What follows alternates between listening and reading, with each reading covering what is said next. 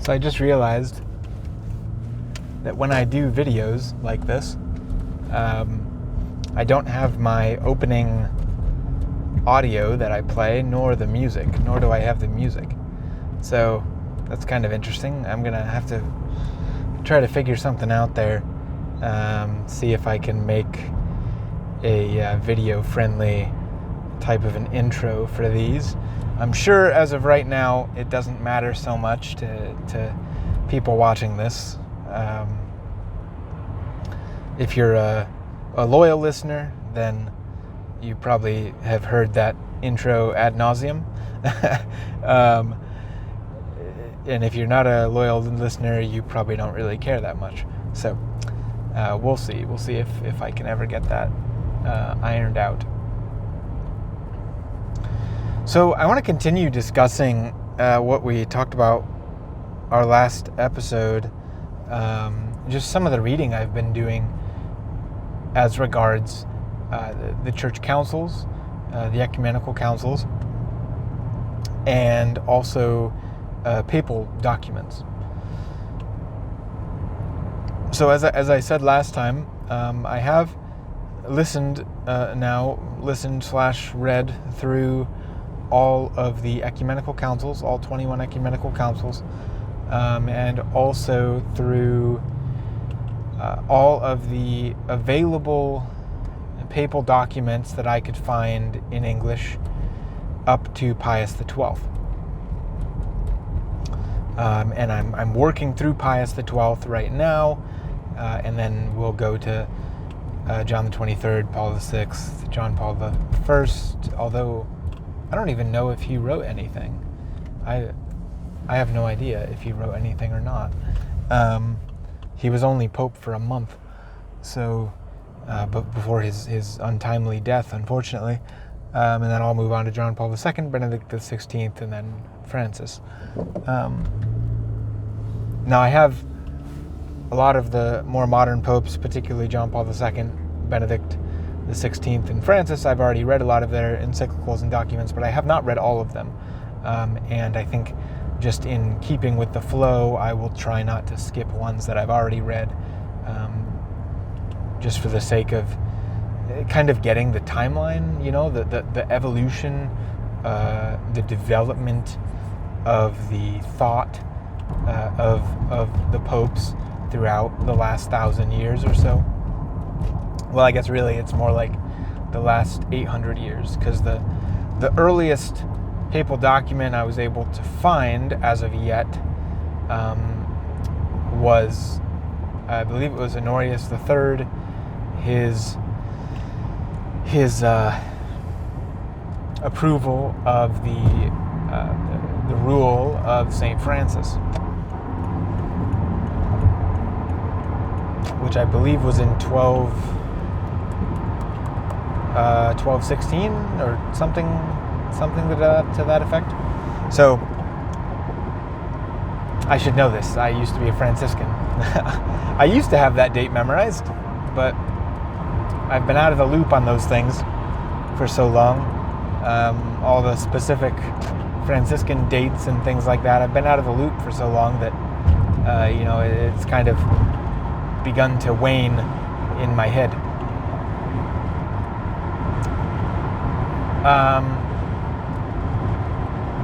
So I've been going through all these documents, and in these episodes, I'm not bringing this up to be like, oh, I read all these documents. That's so fancy.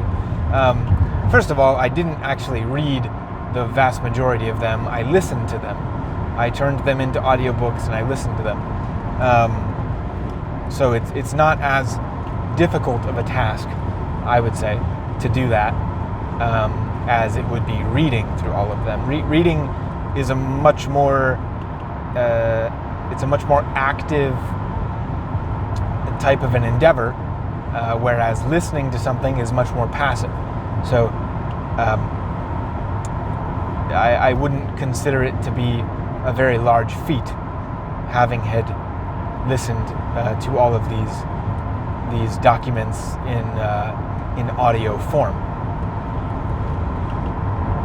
But either way, even if I had read through them all, I would hope that you would understand when I say that I really am honestly just giving my thoughts on them. I'm not trying to, this is no sort of a feat. Probably I'm showing more of my pride by trying to be humble here than I am doing anything else. So reading through all these documents has really given me it's filled in a lot of gaps for me, being able to go to these primary sources of the church's teaching, at least over the last 800 years, and kind of see the development of these things, of the church's teaching. So I kind of want to give a bit of an overview here.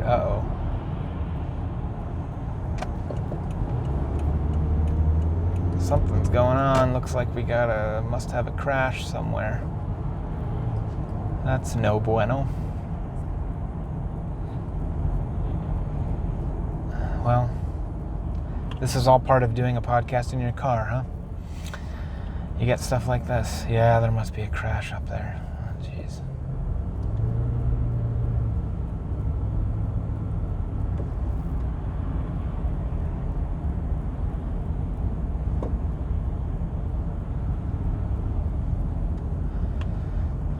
Well, we'll make the most of this. So, reading through all these documents, it's really given me kind of like an overarching view of the thought of the church throughout these centuries, these 800 or so years. And I guess it's actually more like 1600 years, because if you count the ecumenical councils in there, or it's almost 1700 years, because the first ecumenical council of Nicaea was in 325 AD, so almost 1700 years ago. So if you count those in there, then it's a much larger portion of the church's history. And it's been really, really neat seeing this sort of development that the church has come to. And I'm going to kind of lay out just my thoughts in general, kind of looking at it all from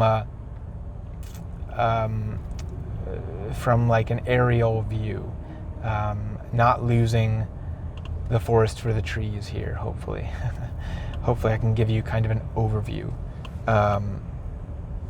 I mentioned a few things in the last episode about contrasting, the Second Vatican Council to the First Council of Lyon in the early to mid 1200s. And as you probably know, I do this podcast off the cuff, and I'm not going to remember the exact dates of most things here. I'll give you kind of general, whether it's early century, mid-century, or late century, of whatever century these events were in. But I'm not at the point yet where I can remember exact dates. So, starting off with the Council of Nicaea, the First Council of Nicaea, the actual documents that we have themselves, there really wasn't a whole lot, from what I remember, as being very doctrinal. Most of it was actually quite juridical, kind of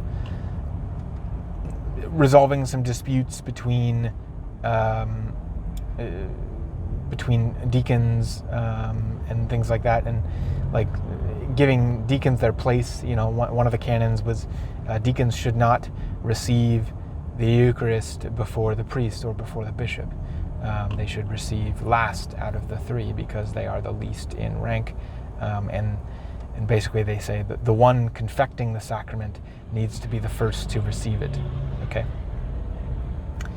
And it gives a bunch of other sort of juridical and canonical guidelines, like there shouldn't be more than one bishop in a diocese, which that's an interesting one, because in the modern and contemporary Catholic Church, We do actually have multiple bishops within a diocese, technically, except we call them auxiliary bishops or coadjutor bishops.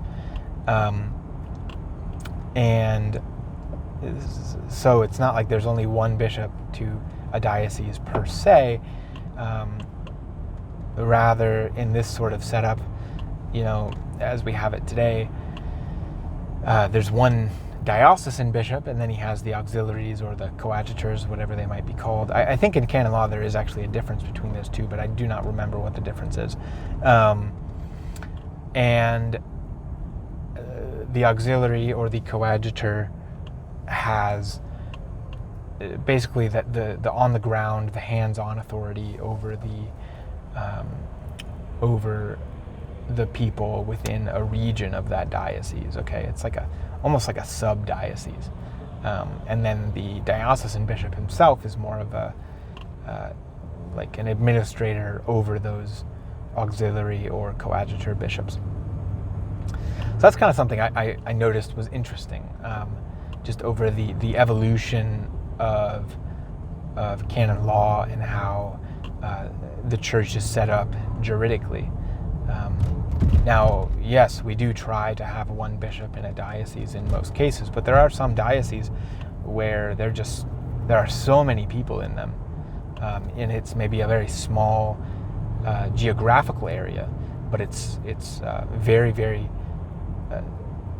highly populated, and so it becomes necessary for, especially in modern times, contemporary times, for there to be this sort of hierarchy like there is today of a diocesan, and then your auxiliary or your coadjutor bishops below him. So that was just one interesting thing that I noticed. The Council of Nicaea, it did say some things regarding. There's the crash. It did say some things regarding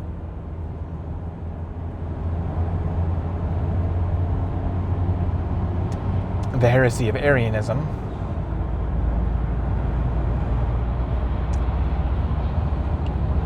But it wasn't really until the Council of Constantinople that things got much clearer as regarding the Church's stance against Arianism. And that was really, to my remembrance, what the main thrust of the Ecumenical Council of Constantinople was condemning Arianism, and also, I believe, Macedonianism, which was, to my recollection, a heresy that was trying to deny the divinity of the Holy Spirit, if I'm remembering correctly. But, and I don't want to go through every single council here, because I'm not going to have time in the half-hour commute that I have home to give you this whole overview. So, basically, here's what I would say. There are 7 councils that are accepted by both the Eastern Orthodox churches, though they're not accepted by the Oriental Orthodox. And I've gone over that a number of times in past episodes. The Oriental Orthodox, as distinguished from the Eastern Orthodox, the Oriental Orthodox only accept, generally speaking, up to the Council of Chalcedon. Some only accept even up to the Council of Ephesus, so the ordering is Nicaea, then Constantinople, then Ephesus, then Chalcedon. Okay, those are the first 4 that generally everybody accepts. There aren't really any disputes there between accepting those 4. And then the first 7, so you have Nicaea, Constantinople, Ephesus, Chalcedon, and then you have Second Constantinople as the 5th Ecumenical Council, Third Constantinople as the 6th, then you have Nicaea II as the 7th Ecumenical Council, and that is the last council that both the Eastern Orthodox and the Catholics accept jointly, because the 8th Ecumenical Council, as recognized by Catholics alone, okay, this might be difficult to follow here, but bear with me. that eighth council, the Second Council of Nicaea, I'm confusing myself. That eighth council, the Fourth Council of Constantinople, is only accepted by Catholics. And I think a large reason of that is because of the Phoetian Schism that was going on, where the Emperor Photius of the Eastern Roman Empire, the Byzantine Empire, you could say, Emperor Photius had caused a schism between the East and the West. And now that schism was resolved at one point,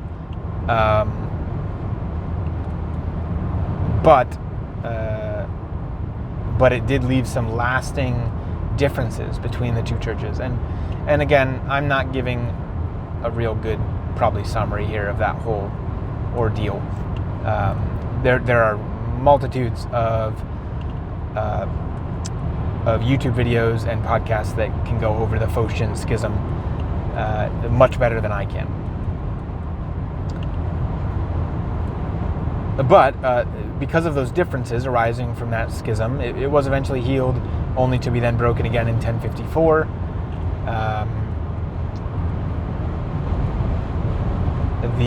Because of that initial schism, there were a number of differences between the East and the West. And one of those differences was in the Fourth Council of Constantinople, which is the Eighth Ecumenical Council.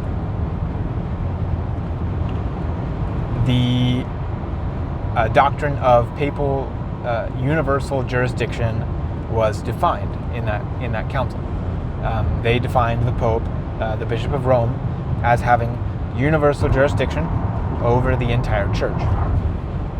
Now, a lot of people think that wasn't actually formally defined until Vatican I.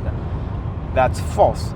Vatican I, which was in the 1870s, I believe it was 1873. I might be wrong there. But it defined formally the Pope's charism of infallibility. Okay. Which had been defined previously by certain papal encyclicals, or maybe they were certain papal documents that came out over the last century, millennium before. But it wasn't fully codified into Catholic law. It wasn't given like the status of being a dogma, of being a divine revelation, until the First Vatican Council defined it as such. So sorry, we're kind of bouncing around here. Back to the Fourth Council of Constantinople. It was the first one to really define officially the Pope as having universal jurisdiction over the entire church. And it seems that a number of the Eastern churches did not initially dispute that. And even to this day, there are quite a lot of Eastern Orthodox and Oriental Orthodox who will acknowledge that the Pope does have universal jurisdiction. There's not many of them today, but you will find some that will acknowledge that the Pope has universal jurisdiction over the whole church, if the church were united. Okay.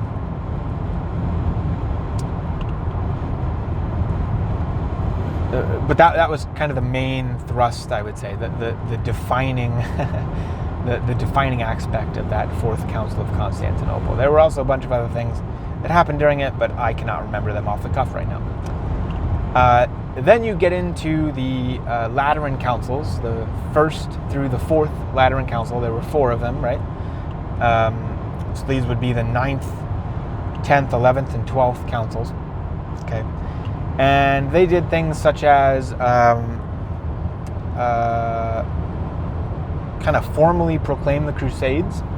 That was something that they did. They also healed the dispute of the lay investiture controversy, where lay rulers were appointing bishops. And it was during that it was kind of finally decided that the Pope would be the one to to appoint bishops. To my knowledge, it was during one of those councils, one of those Lateran councils. I believe it was Lateran I or Lateran II that defined that, or that codified, made it lawful that the Pope would be the one to appoint bishops. Okay. And there were a number of other things that happened at those councils, which I'm not remembering. Then you have the First Council of Lyon, which really didn't have any doctrinal definitions, and I talked about this in the last podcast that we had, the last episode that we had. Didn't really have any doctrinal definition. It was basically a council convened to discuss the errors of the Holy Roman Emperor Frederick II, and to excommunicate him because of said errors. The Second Council of Lyon was convoked to deal with, to try to actually create a union between the East and the West. And it was initially successful. There was initially a success of the union between East and West at the Second Council of Lyon. St. Thomas Aquinas died on his way to that council, and St. Bonaventure died, I believe, during it, if not right after it. But I'm pretty sure he died during the council. So there were some pretty heavy hitters at that council. Yeah, for sure. And the union was desired. It was actually requested by the East because they were having territory being taken, as had continually been taken over the last 400 years before then, by the Muslims.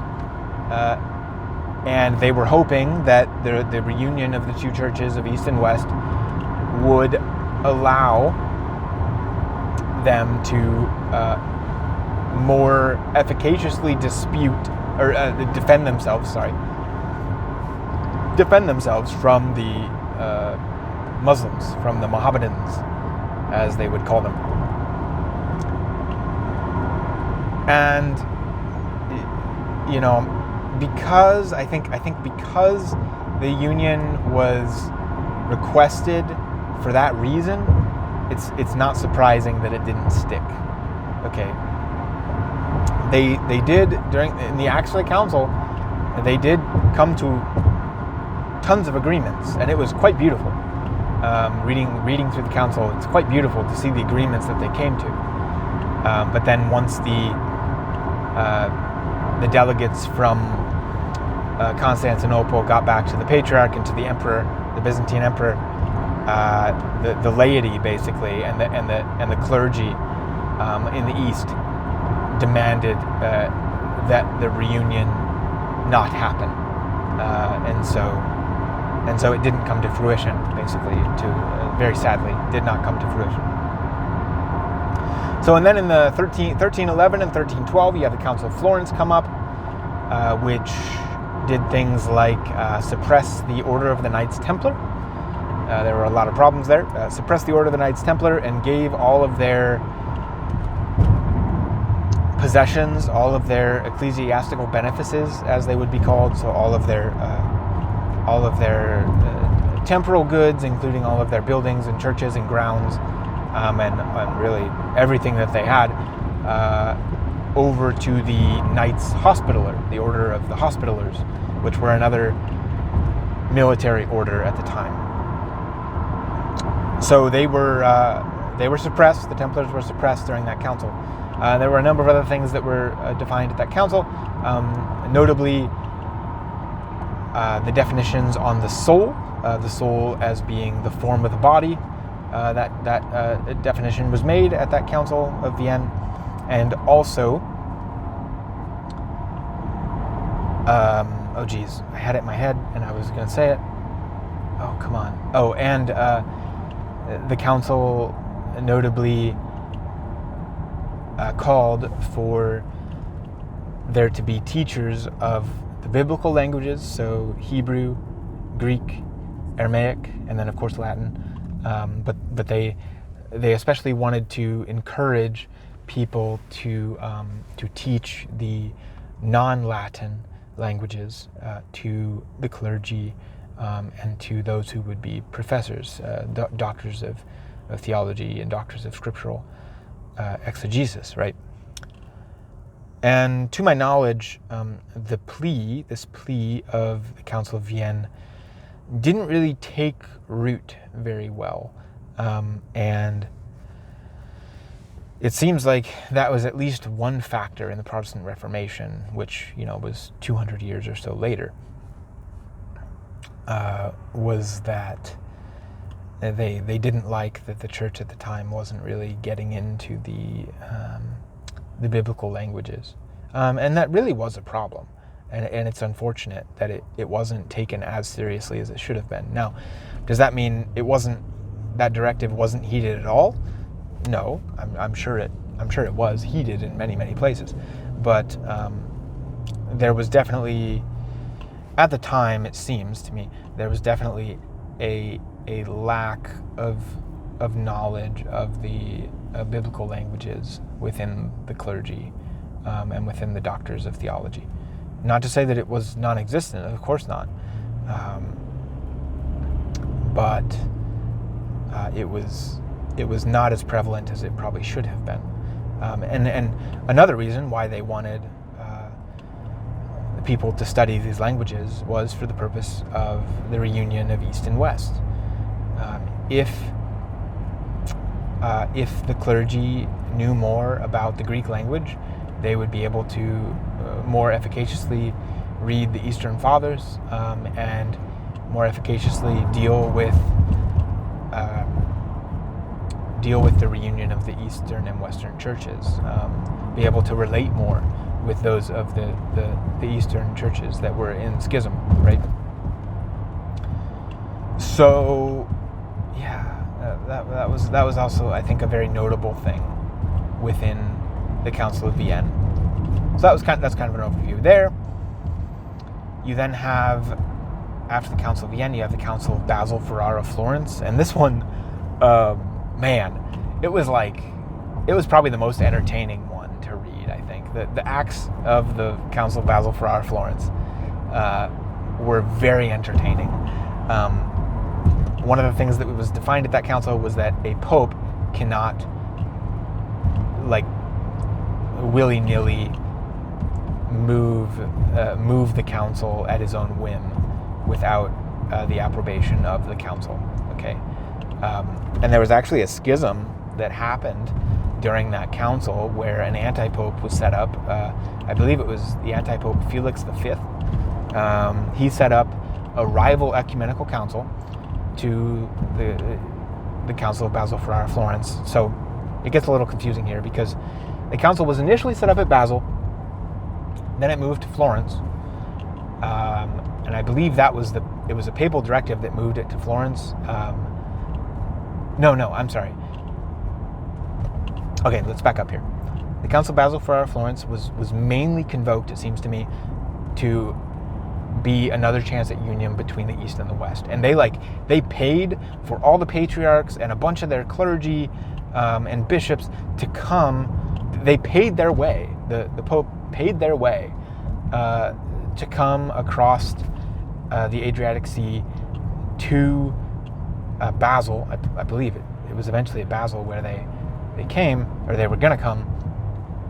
But then in their kind of negotiations, the emperor, who was also coming, right, the Byzantine emperor who was also coming, and the Patriarch of Constantinople, they asked if they could have it at Florence. I think probably because it was maybe easier to get to, and there weren't as many controversies there, because there was a rival council set up at Basel after they moved to Florence, and this was the one where they elected this cardinal to be an anti-pope, Felix V, and it was fascinating. I mean, my goodness, it was like reading a novel. The way that there's a lot of drama, I guess you could say, during that council. So eventually, the Patriarch of Constantinople, the Byzantine emperor, and all their delegates and clergy and bishops, whoever came, They all did convene in the Council of Florence, right, in Florence. And they came to agreement on a union. Now, unfortunately, again, the union was not lasting. As soon as the emperor and the Patriarch of Constantinople and all their delegates and people got back, the union did not last, which was incredibly unfortunate, right? And it's beautiful what the fathers of the council say about the East and how they desire the union, particularly the Pope at the time. I forget which Pope it was, but how desirous they were of the union of East and West, and how many concessions they were willing to give the East. It was quite remarkable to me how many concessions they were willing to give, and how generous they were to the East. So, yeah, it was one of my favorite councils to read, one of my favorite documents to read, that Council of Basil-Ferrara-Florence. So, all right, I just made it back home, and we are going to have to pick this up later, where we're leaving off now. I think I'll stop it there with the Council of Basil-Ferrara-Florence, and we will pick up next time with the Council of Lateran V, which was right before the Protestant Reformation. I believe it was 1515 to 1517, if I'm not mistaken, convoked by Pope Leo X, who was also the Pope who excommunicated Martin Luther. As you know, in 1517, so just after the closing of the Council of Lateran V, Martin Luther famously nailed his 95 theses to the doors of the cathedral at Wittenberg in Germany. And just to clarify something, historically, it was not a dramatic thing to nail things to the doors of the church. The doors of the church were kind of like what do you call them? A billboard, or something that you would pin stuff on. You know, quite commonly, people would pin various ecclesiastical decrees to the doors of the church so that people could come and read them, and many other things would get pinned there. So it's not like it was like, oh, he pinned them to the door of the church, that's so dramatic. No, it wasn't dramatic at all. It was quite normal. You know, even I believe it was the Council of Trent references or gives directives for people to nail their decrees, at least some of the decrees, to the doors of all the cathedrals in every diocese of Christendom. So, anyway, next time we will begin with that council, the Council of Lateran V, and I will give you some thoughts on that one and the other ones. So after it would be Trent, and then Vatican I, and then Vatican II. So, all right. Thank you.